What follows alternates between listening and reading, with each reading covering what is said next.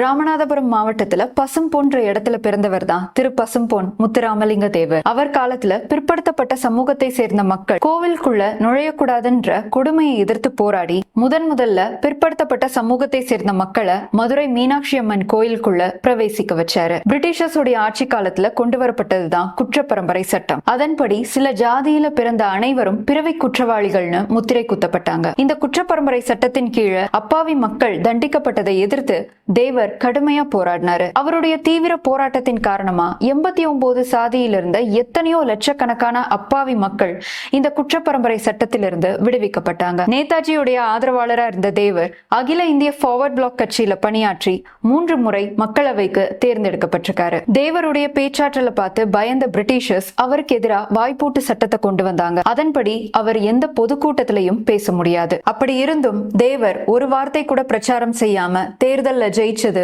வரலாறு. தனக்கு சொந்தமான 87,000 ஏக்கர் நிலங்களை பிற்படுத்தப்பட்டவங்களுக்கும் இஸ்லாமியர்களுக்கும் தானம் செஞ்சாரு. என்னதான் தேவர் ஜமீன் குடும்பத்துல பிறந்திருந்தாலும் ஏழைகளுக்காகவும் ஒடுக்கப்பட்டவர்களுக்காகவும் தன்னுடைய வாழ்க்கையவே தியாகம் செஞ்சாரு. இந்திய சுதந்திர போராட்ட வீரரான மாண்புமிகு பசும்பொன் முத்துராமலிங்க தேவர் ஒரு சாதி தலைவர் அல்ல, பல சாதனைகளின் தலைவர்.